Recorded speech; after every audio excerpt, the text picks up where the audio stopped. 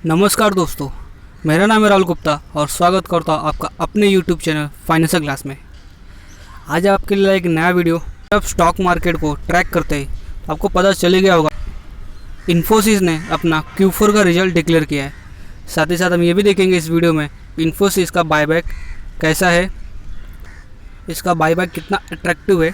साथ में ये भी सोचेंगे कि क्या इन्फोसिस के बायबैक में पार्टिसिपेशन करना चाहिए या नहीं करना चाहिए, और अगर करना चाहिए तो क्यों करना चाहिए। तो चलो इस वीडियो को शुरू करते हैं।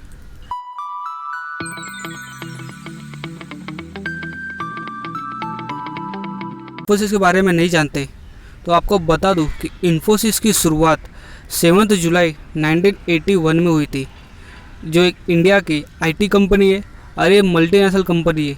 ये ऑल ओवर द वर्ल्ड अपना बिजनेस करती है, जिसका जो मेन बिजनेस है वो है business consultancy, information technology and outsourcing services. Infosys का जो हेडक्वार्टर है वो इंडिया के बेंगलुरु में है और ये इंडिया की आफ्टर TCS सबसे बड़ी सेकेंड आईटी कंपनी है और ये अपना पूरा बिजनेस वर्ल्ड वाइड करती है। साथ ही साथ इसका जो रिवेन्यू है 90% ऑफ द रिवेन्यू वो फॉरेन कंट्री से आता है। मतलब इसका जो 90% रिवेन्यू वो इंडिया के बाहर से आता है। और इसके रिवेन्यू से आपको समझ में भी आ गया होगा कि इन्फोसिस का बिजनेस वर्ल्ड वाइड कितना ज़्यादा स्प्रेडेड है और तो और ये वर्ल्ड में कितनी ज़्यादा फेमस कंपनी होगी।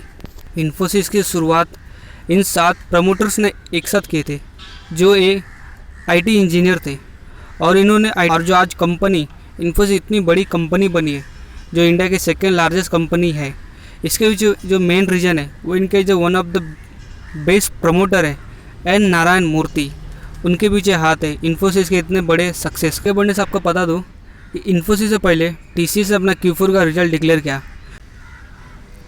TCS ने 14% से भी ज़्यादा का अपने प्रॉफिट में ग्रोथ दिखाया है और साथ ही साथ अराउंड 9% रेवेन्यू में भी ग्रोथ दिखाया है और साथ ही साथ इसने 15 रुपीज़ का डिविडेंड भी डिक्लेयर किया है।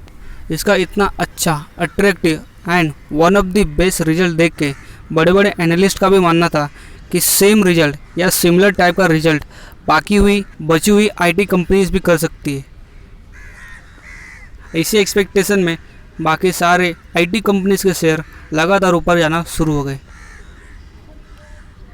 और इंडिया के सेकंड बिगेस्ट और second result of the IT company का इन्फोसिस ने रिजल्ट डिक्लेयर किया। अपने रिजल्ट में इन्फोसिस ने अराउंड 2% का नेट प्रॉफिट में ग्रोथ दिखाया। साथ ही साथ इसने अराउंड 2% का ही रेवेन्यू में भी ग्रोथ दिखाया। एनालिस्ट का एक्सपेक्टेशन इससे कई गुना ज़्यादा था, बट ये एनालिस्ट के एक्सपेक्टेशन को बीट नहीं कर पाया। मैंने इन्फोसिस के क्वार्टर ऑन क्वार्टर का profit growth and revenue growth दिखाया है, जिसमें आप क्लियरली देख सकते हैं कि कुछ लास्ट 1 सालों में या कि पिछले क्वार्टर में अच्छा खासा ग्रोथ इन्फोसिस ने बिल्कुल भी नहीं दिखाया, जिस तरह के TCS ने और बचे हुए आईटी कंपनी दिखा रही है। को देख के एनालिस्ट का मानना है कि इसका अभी भी revenue around 10 to 14% definitely grow हो सकता है और साथ इसके जो मार्जिन है वो भी इम्प्रूव के 20 to 24% हो सकते हैं। कंपनी का लास्ट 1 ईयर का जो प्रॉफिट है वो मोर देन 19,000 करोड़ का है और उसका जो रेवेन्यू है again more than 1 lakh crore का है। इसमें उसने 10% to 16% का ग्रोथ दिखाया है। डील्स की बात करें तो ये अराउंड $14 बिलियन का है और उसमें जो 66% ऑफ दी ऑर्डर बुक है वो टोटली न्यू बुक है, यानी ये कुछ सालों में इन्फोसिस ने एक्वायर किया है, नए नए डील को विन किया है। रिजल्ट डिक्लेयर करते ही इन्फोसिस ने साथ में ये भी डिक्लेयर किया कि हर एक शेयर होल्डर्स को 15 रुपीज़ का डिविडेंड देगा, जिसके लिए उन्होंने रिकॉर्ड डेट जून 1, 2021 को किया है। अगर आपको रिकॉर्ड डेट के बारे में नहीं मालूम तो इस वीडियो के आगे में मैं आपको बताऊंगा कि रिकॉर्ड डेट क्या होता है और आप डिविडेंड चाहते हैं तो किस तरह से आप डिविडेंड के लिए एलिजिबल हो सकते हैं। अगर शेयर होल्डिंग की बात करें तो आज जो प्रमोटर का शेयर होल्डिंग है वो अराउंड 13% है, यानी डेफिनेटली आपको कम दिख रहा होगा और बहुत लोग सोच रहे होंगे कि जिस कंपनी में प्रमोटर होल्डिंग ज़्यादा होती है उसको अच्छा माना जाता है, तो इसमें तो प्रमोटर होल्डिंग 13% है। ये बहुत ही नेगेटिव बात हो सकती है इन्फोसिस के लिए, लेकिन मैं आपको बता दूं कि जो इन्फोसिस की शुरुआत इनके जो 7 प्रमोटर्स थे उनका मेन एम था कि एक अच्छी खासी मल्टीनेशनल कंपनी को बिल्ड करना, टॉप कॉर्पोरेट गवर्नेंस की कंपनी को बिल्ड करना, ना कि इनका मेन एम था प्रॉफिट कमाना। इन्होंने अपने जो प्रॉफिट को सेकेंडरी कर दिया था और फर्स्ट प्रायोरिटी उन्होंने corporate governance and high quality performance को दिया। इसलिए इनके जो प्रमोटर का शेयर होल्डिंग है ये आपको यहाँ पे 13% से भी कम का दिख रहा है। डिक्लेयर करते ही इन्फोसिस ने अपना बायबैक का भी प्लान का अनाउंसमेंट किया, जिसमें इन्होंने 9,200 करोड़ का अमाउंट का बायबैक के लिए इनके बोर्ड ने अप्रूवल दिया, जिसके लिए उन्होंने प्राइस 1750 रुपीज़ का रखा, जो अगेन लास्ट ट्रेडेड प्राइस से 25% के प्रीमियम पे, यानी 25% वैल्यू ज़्यादा है। भले जो Q4 का रिजल्ट है एज़ पर एक्सपेक्टेशन नहीं है, बट इनका जो बायबैक का प्लान है वो काफ़ी ज़्यादा अट्रैक्टिव बना दिया है हर एक इन्वेस्टर को, हर एक एनालिस्ट को, हर एक पर्सन को जो इन्फोसिस के शेयर को फॉलो करता है। शेयर बायबैक का मतलब होता है कि जो कंपनी है या जो ओनर है ऑफ द कंपनी या फॉर्म्स का, वो कुछ एक फिक्स प्राइस डिक्लेयर करता है और वो जो इन्वेस्टर है उनको ऑफ़र करता है कि ये प्राइस में मैं आपसे शेयर रिटर्न लेना चाहता हूँ। इसीलिए इसको बोला जाता है बायबैक ऑफ दिस शेयर, क्योंकि इसमें जो कंपनी है, ओनर है, वो शेयर्स अपना जो मार्केट में उसी हुआ होता है वो रिटर्न ले रहा होता है इन्वेस्टर से। के पीछे बहुत सारे रीजन हो सकते हैं, बट मेनली जो होते हैं वो कंपनीज के 3 ही रीजन होते हैं जो एक उनको हेल्प करता है ओनरशिप को रिटर्न करने को अपने पास। दूसरा, जब मार्केट कभी भी नेगेटिव होता है तो उसमें वो सपोर्ट करता है अपने प्राइस को बढ़ाने के लिए। सेकंड रीजन है, जब कभी भी कंपनी के शेयर को एक थ्रेड होता है कि उसका शेयर प्राइस नीचे जा सकता है, तो अगेन कंपनी स्टार्ट कर देती है बायबैक करना, जिससे उनका शेयर प्राइस को मेंटेन किया जा सकता है और साथ ही साथ उसको ऊपर की तरफ लिफ्ट भी किया जा सकता है। And third and most reason, buyback ये इंडिकेट करता है कि कंपनी बहुत ज़्यादा प्रॉफिट कमा रही है, कंपनी के पास बहुत ज़्यादा पैसा है, कंपनी काफ़ी हेल्दी एंड साउंड है बाय फाइनेंस। इसीलिए बायबैक एक इंडिकेटर होता है गुड क्वालिटी कंपनी का। यहाँ पे मैंने कुछ एडवांटेजेस लगाए जिसको आप क्लियरली देख सकते हैं। इतने सारे एडवांटेजेस बायबैक के होते हैं और साथ ही साथ इसके कुछ डिसएडवांटेजेस भी होते हैं बायबैक करने के, बट अगेन ये डिफ़र करता है company to company, owner to owner, industry to industry. किसी किसी के लिए एडवांटेज ही होते हैं, डिसएडवांटेज नहीं होते, तो किसी किसी के लिए सिर्फ डिसएडवांटेजेस होते हैं, एडवांटेजेस नहीं होते। या फिर ऐसा भी हो सकता है कि हर एक कंपनी के बायबैक के पीछे थोड़ा एडवांटेजेस हो, थोड़ा डिसएडवांटेजेस हो। एडवांटेजेस अब मैं बात करता हूँ कि बायबैक ऑफ द शेयर। अब मैं आपको बताता हूँ कि शेयर बायबैक का क्या बेनिफिट हो सकता है एक रिटेल इन्वेस्टर के लिए।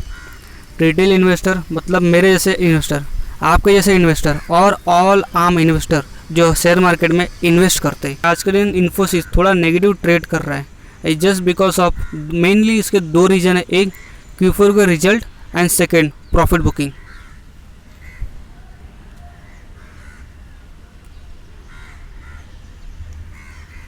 यहाँ पे मैंने इन्फोसिस का मैक्सिमम चार्ट लगाया है, जैसा आप क्लियरली देख सकते हैं कि over the long period Infosys ने कितना ज़्यादा मैसिव वेल्थ क्रिएट करके अपने इन्वेस्टर को दिया है। ओवरऑल हमेशा ऊपर की तरफ इसका शेयर रन किया है। इन 1919 इन्फोसिस का शेयर अराउंड 12 रुपीज़ के आसपास चलता था और ये आज इसका जो शेयर है अराउंड 1360 के आसपास ट्रेड कर रहा है। ये पिछले 22 सालों में इन्वेस्टर का जो वेल्थ है वो मोर देन 118 टाइम्स कर दिया है। ये वन ऑफ द पिछले 20 सालों का बिगेस्ट मल्टी बैगर शेयर है जिसने इतना बड़ा वेल्थ क्रिएट करके अपने इन्वेस्टर्स को दिया।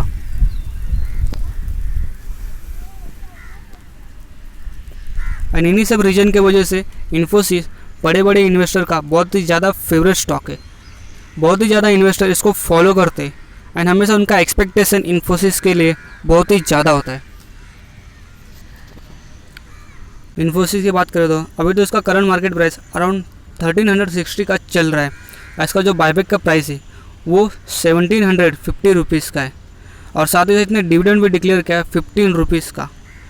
और इसका जो एक्स डेट है वो 28 मई 2021 एंड रिकॉर्ड डेट 1 जून 2021 है। अगर आपको नहीं पता कि डिविडेंड के लिए किस तरह से एलिजिबल हो सकते हैं, बायबैक के लिए कैसे अप्लाई कर सकते हैं और ex date and record date क्या होता है, तो आपको इस वीडियो में आगे बताता हूँ। आपको बता दूं कि इंडिया में जो शेयर मार्केट का ट्रेडिंग पीरियड है वो T+2 चलता है। मतलब अगर आप आज ने शेयर बाय किया तो 2 दिन बाद आपके डीमेट अकाउंट में वो रिफ्लेक्ट होएगा। देखिए हमारा शेयर किस किस इन्वेस्टर के पास है उस डेट को बोलते हैं डेट ऑफ रिकॉर्ड, यानी रिकॉर्ड डेट।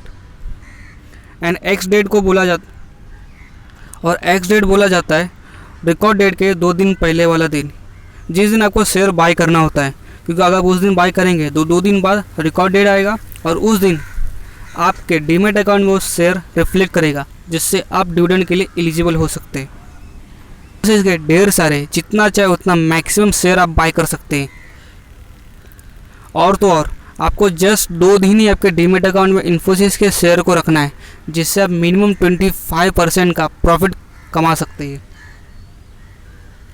अगर एग्जाम्पल के थ्रू भी समझे, आज इन्फोसिस का जो शेयर है वो अराउंड 1360 के आसपास ट्रेड कर रहा है। सपोज एक्स रिकॉर्ड डेट की दिन ट्रेड के आसपास भी ट्रेड करता है, और अगर आपने 50 शेयर भी खरीदे तो कम से कम आपको डेफिनेटली 17,500 का प्रॉफिट होएगा। और अगेन ये सिर्फ बायबैक का प्रॉफिट है। डिविडेंड का प्रॉफिट 15 रुपीज़ इंटू 50, अलग से आपको 750 रुपीज़ का प्रॉफिट डेफिनेटली होगा। तो डेफिनेटली आपको इन्फोसिस के बायबैक में अप्लाई करना चाहिए। एंड अगेन ये एक छोटा मोटा अमाउंट भी नहीं है बायबैक के लिए, ये अराउंड 9,200 करोड़ का बायबैक कर रहे हैं। और ये अमाउंट इतना बड़ा है कि बहुत सारी कंपनीज़ का मार्केट कैप भी इतना नहीं होता जितने बड़े अमाउंट का बायबैक करने जा रहे हैं। और एक अच्छा खासा अपॉर्चुनिटी दिया है इन्फोसिस ने ढेर सारे कम टाइम में पैसे कमाने का। तो मैं तो डेफिनेटली इस बायबैक के लिए अप्लाई करूँगा, और आपको भी बायबैक के लिए अप्लाई करना चाहिए। आशा करता हूँ buyback of the share Infosys का आपको वीडियो पसंद आया तो प्लीज़ इस वीडियो को लाइक करें, दोस्तों के साथ शेयर करें। और अगर आपने चैनल को सब्सक्राइब नहीं किया है या आप चैनल पर नए हो तो प्लीज़ इस चैनल को सब्सक्राइब कर ले, और साथ ही साथ बेल आइकन को भी प्रेस कर दें, जिससे हमारा लेटेस्ट वीडियो आते ही आपको नोटिफिकेशन आना